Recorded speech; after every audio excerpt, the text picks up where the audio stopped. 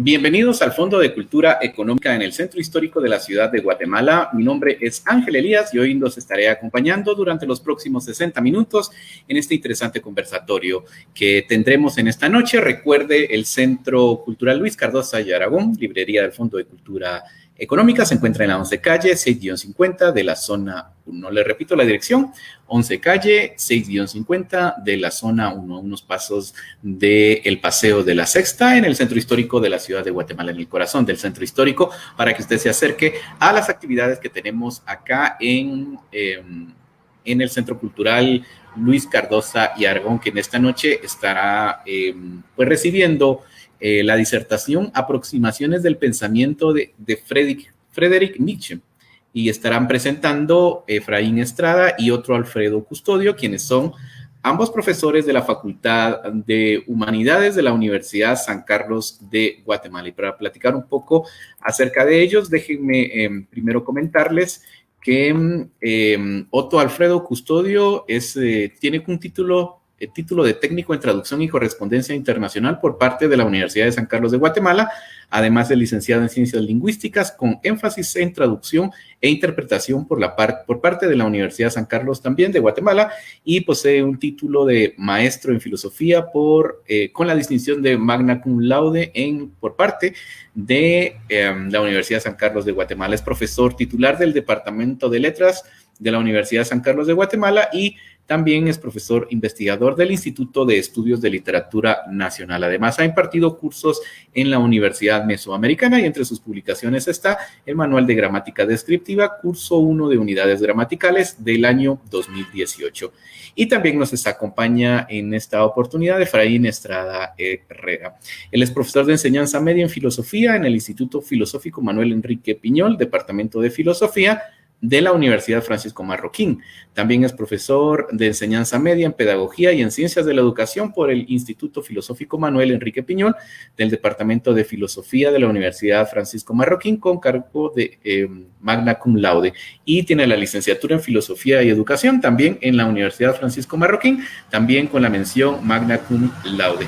Además, es catedrático de la Universidad Mesoamericana, del Instituto Teológico Salesiano Santo Tomás de Aquino, además de catedrático titular de la Universidad San Carlos de Guatemala en el Departamento de Filosofía, catedrático de la Universidad de Estudios de Posgrado de la Facultad de Humanidades de la USAC, así como catedrático de la Universidad Rafael Andívar en la Facultad de Ciencias Jurídicas y Sociales, y actualmente es director académico del Colegio Salesiano Don Bosco de Guatemala, desde el año 2009 hasta la fecha. Así que les damos la cordial bienvenida a esta actividad que se presenta para esta noche. Bienvenidos, y son suyos los micrófonos, y agradecidos desde el Fondo de Cultura Económica por estar en esta noche acudiendo a nuestra llamada.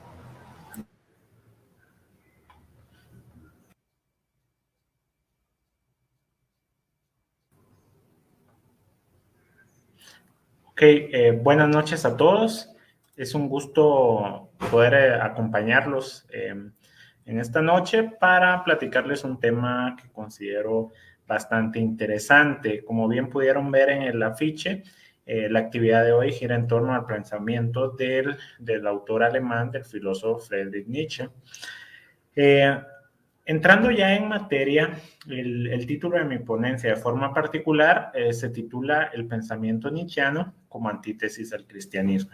Este fue un artículo que se publicó en la revista de filosofía del año 2017, y lo que yo propongo, lo que yo pretendo hacer es encontrar un concepto de cristianismo que desarrolla Nietzsche a lo largo de todos sus preceptos en algunas de sus obras. Entiéndase que vamos a estudiar los conceptos de Estado, de Iglesia como institución, la muerte de Dios, el superhombre, el eterno retorno, así como otros conceptos que ayudan a formar una idea de qué entendía el autor alemán por el cristianismo.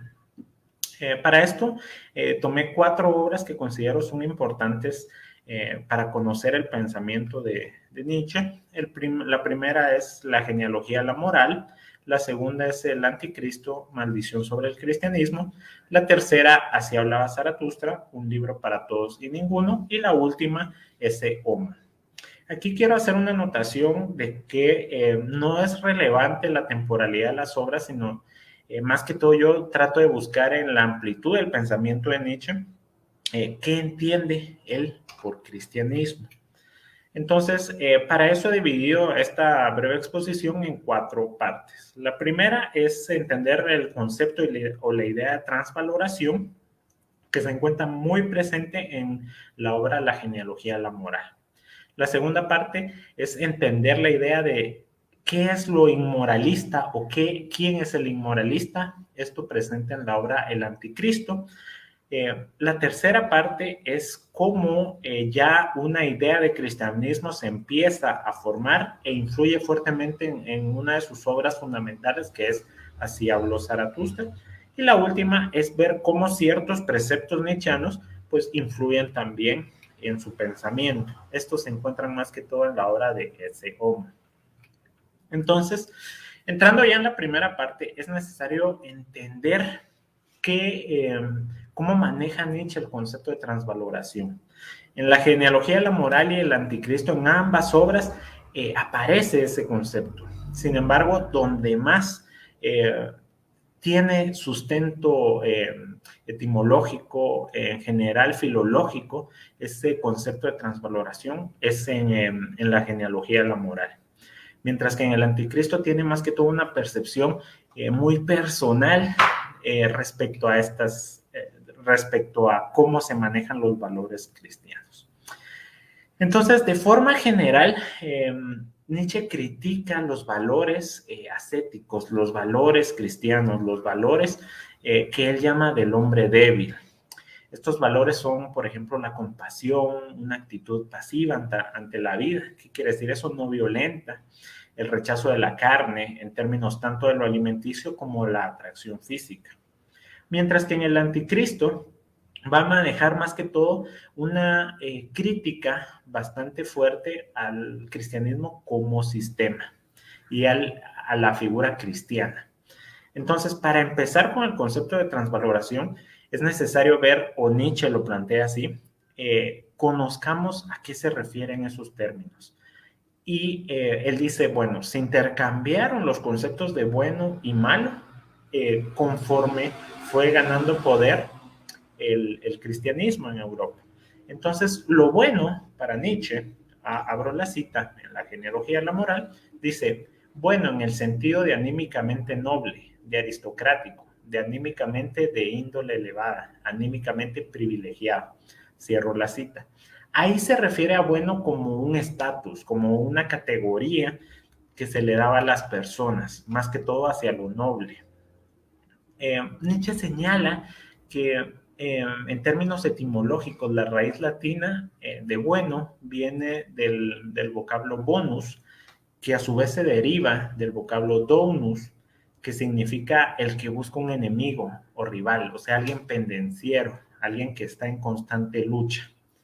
Mientras que lo malo, Nietzsche lo vincula con lo vulgar, lo plebeyo, lo bajo, y para eso se enfoca en el término alemán malo, que se refiere a schlecht, y es muy similar, esto es lo que señala, al término schlicht, que significa simple.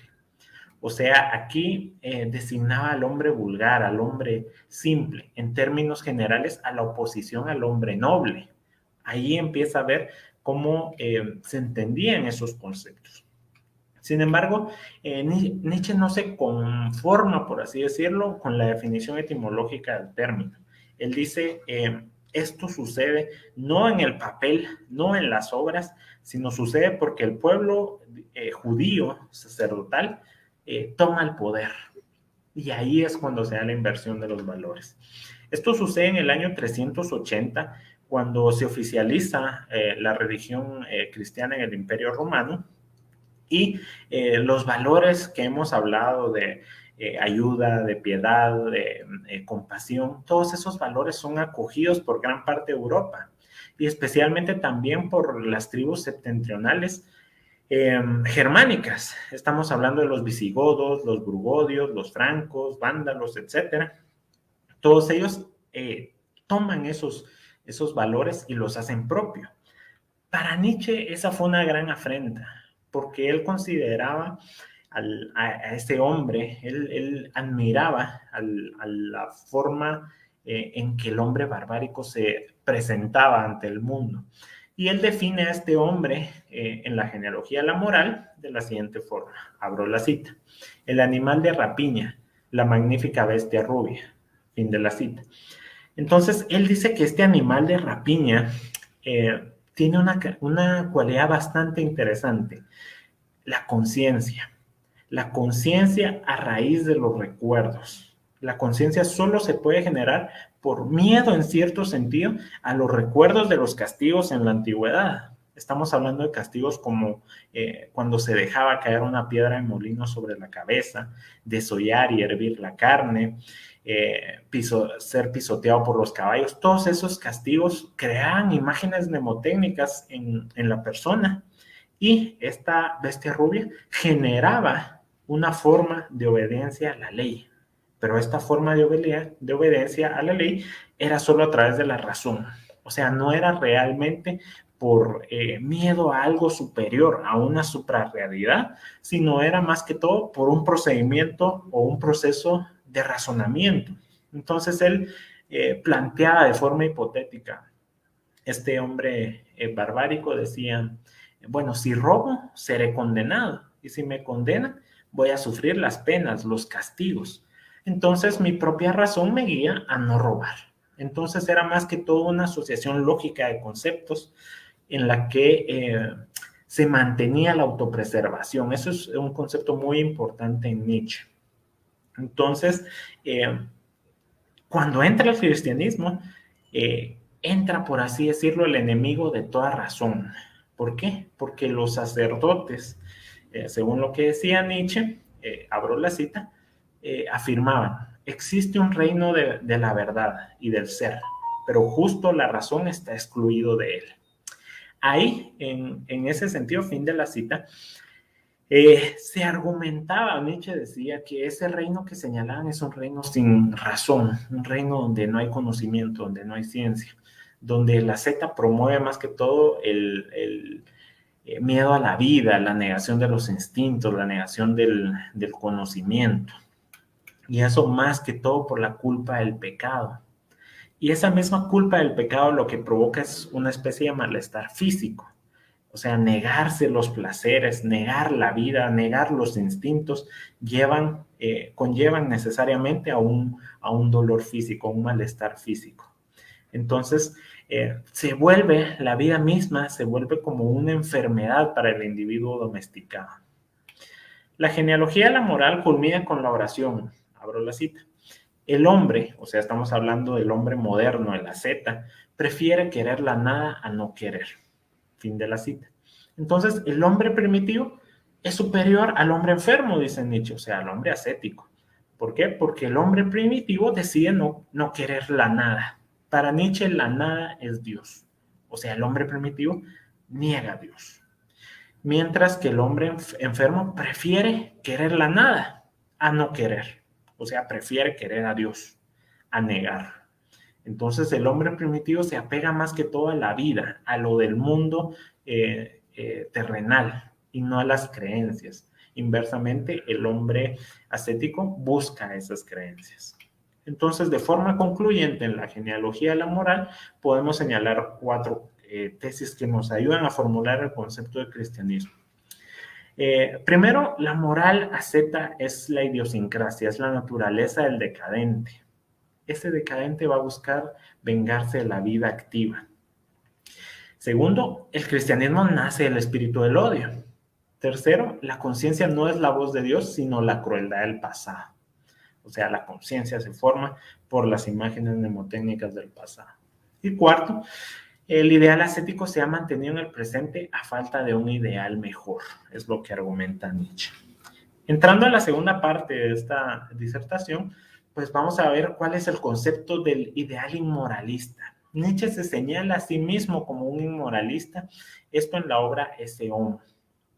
Él dice, pero parte de una visión que no es la cristiana, como nosotros conocemos o como los cristianos conocen al anticristo, como en el libro de las Revelaciones. No, él dice, yo soy el anticristiano, yo soy el anticristo, en sentido de que voy en contra de la moral cristiana, y esto lo hace de una forma implacable. Él no duda respecto a cuáles son sus valores.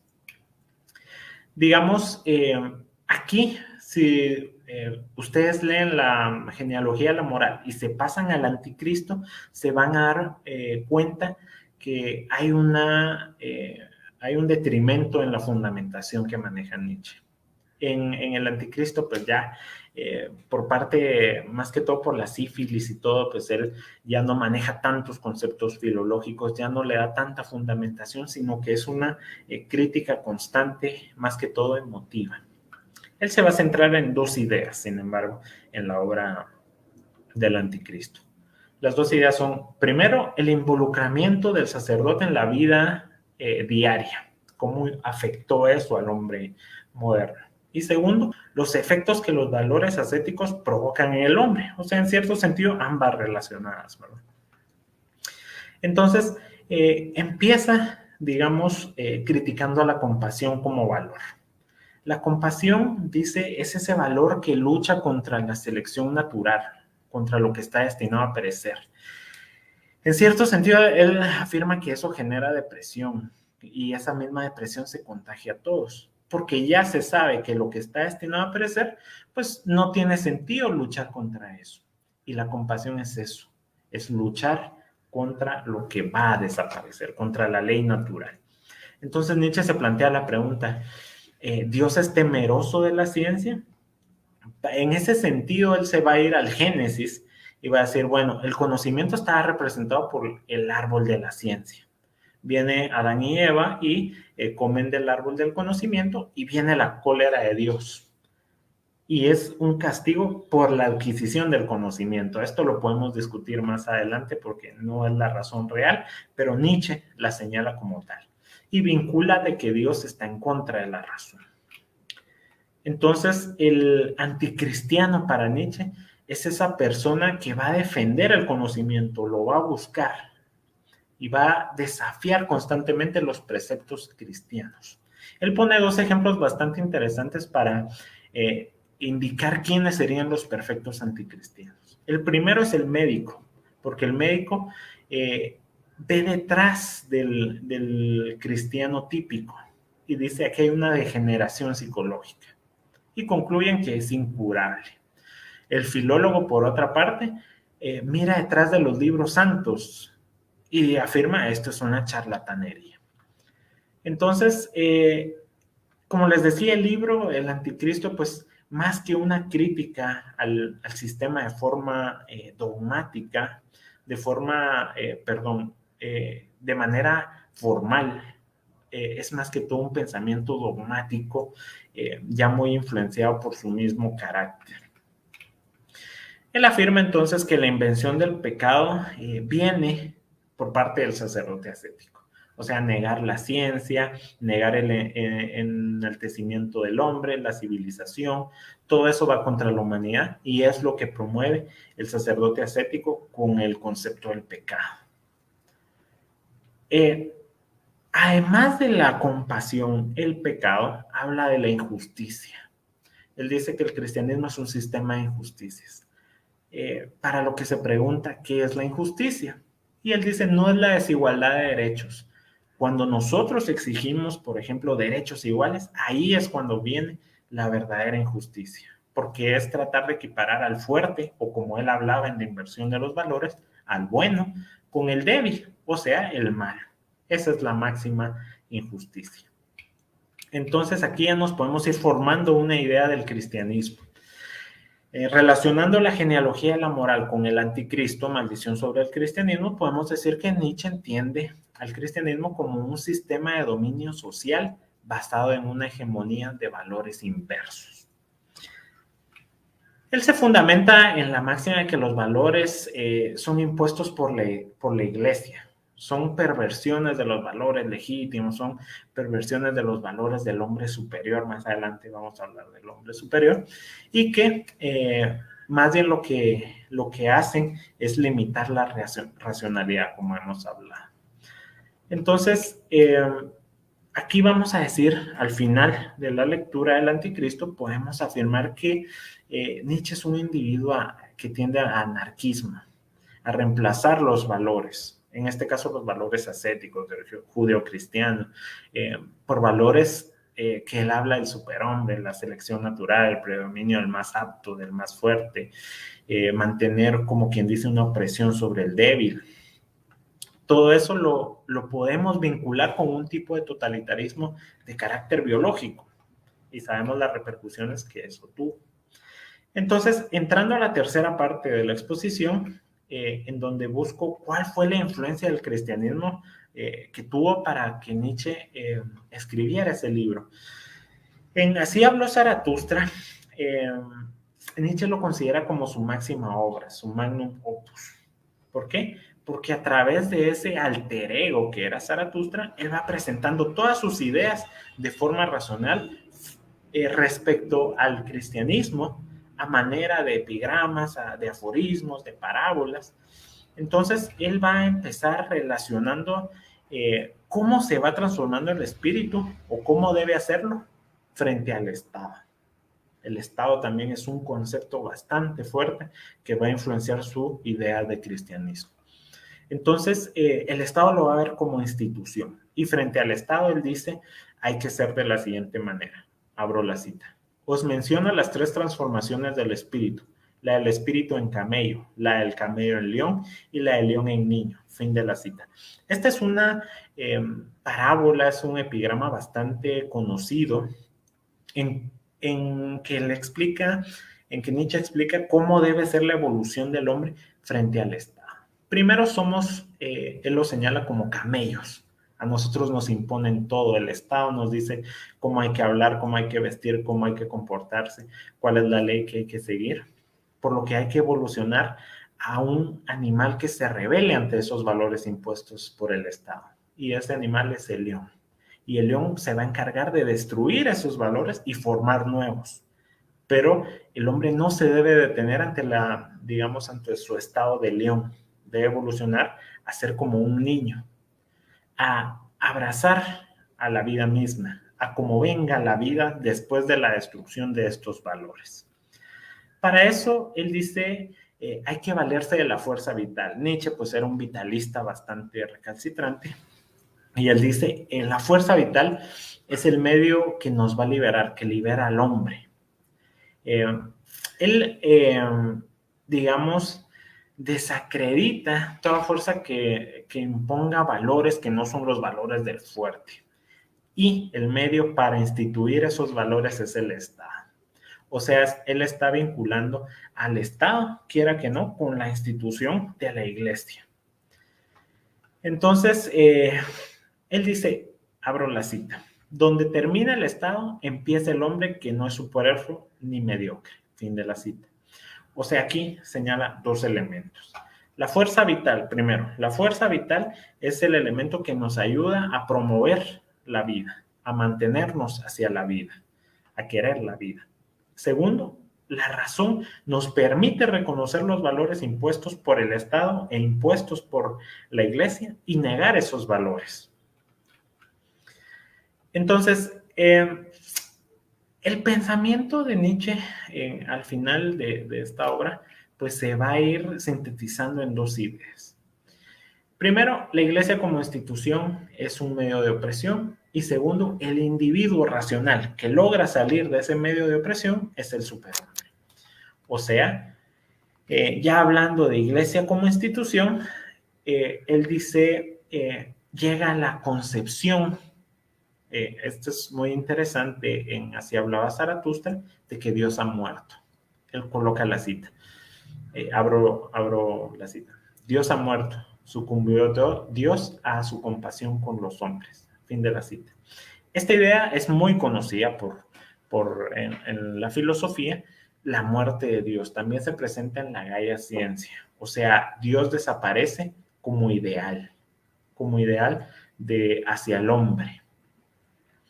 Y él señala que la compasión fue la misma causa de la muerte o el desaparecimiento de Dios, porque Dios se deja de preocupar por sí mismo y empieza a preocuparse por otros, y por lo tanto empieza a crear dependencia hacia estos otros. Entonces, respecto a la dependencia, respecto a la compasión, Nietzsche argumenta, así hablaba Zaratustra, lo siguiente, abro la cita. Si tienes un amigo que sufre, sé un lecho en el que pueda descansar su sufrimiento, pero que sea una cama dura, un catre, que así le será más útil. Fin de la cita. O sea, aquí la compasión es un medio correctivo basado en el dolor, nada más. No es la compasión cristiana. No es por los valores cristianos. Entonces,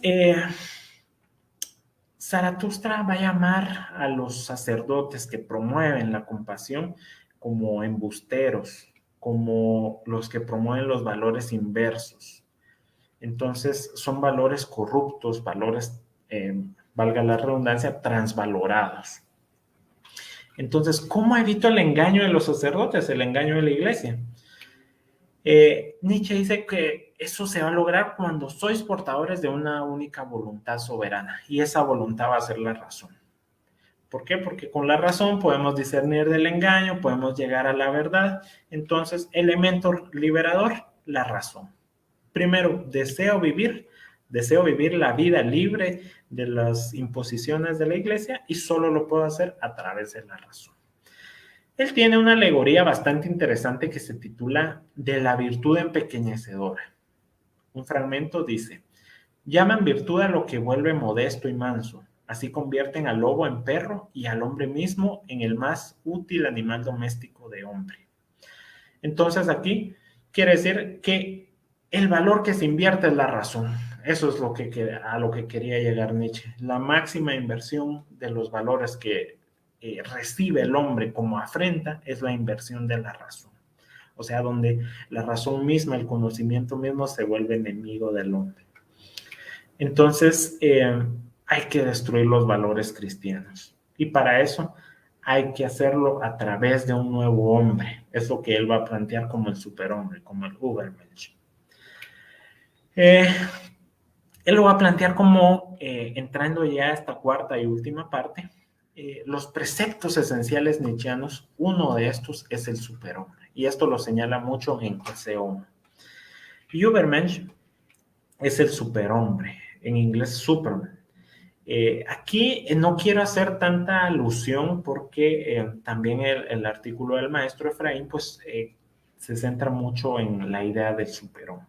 Entonces, solo tomando algunos elementos esenciales, más que todo no se refiere a un ideal de hombre, sino a una sobreposición que puede tener un individuo.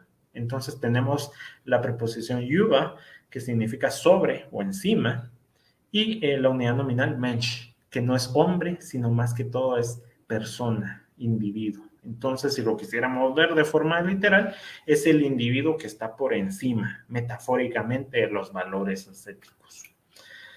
Aquí, pues, señalando muy rápidamente, existen 5 cualidades del superhombre. La primera, el desprecio por la igualdad, como vimos. La igualdad que propone la iglesia la desprecia el superhombre. La segunda, desprecia los valores ascéticos, por supuesto. La tercera, supera el miedo a la verdadera vida. O sea, él persigue la vida de los instintos. La cuarta, pues se refiere a reconocer la transvaloración.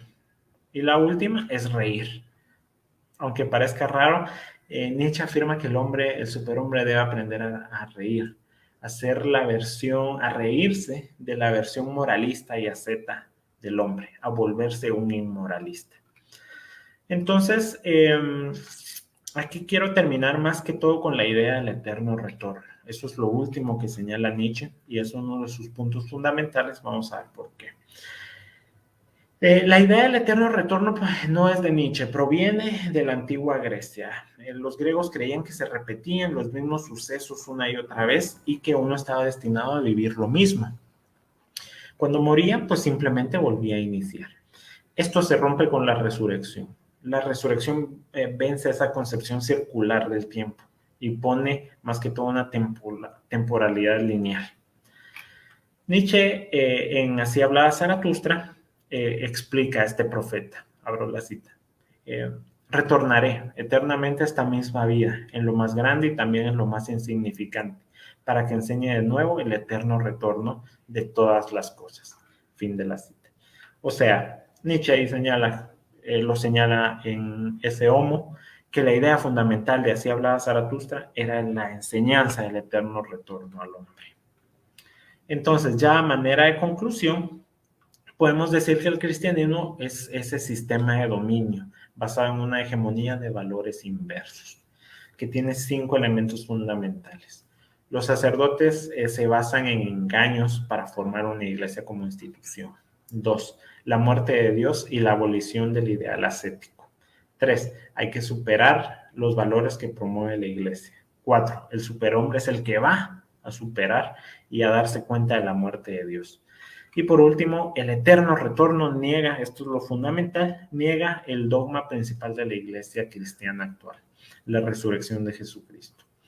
Entonces, ya como conclusión personal, considero que Nietzsche era partidario más que todo de un pensamiento cínico, porque quiere regresar a la vida natural, a lo primitivo.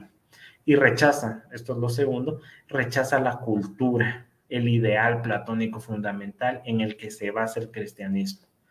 Rechaza el platonismo, quiere decir que rechaza el fundamento del cristianismo en términos filosóficos.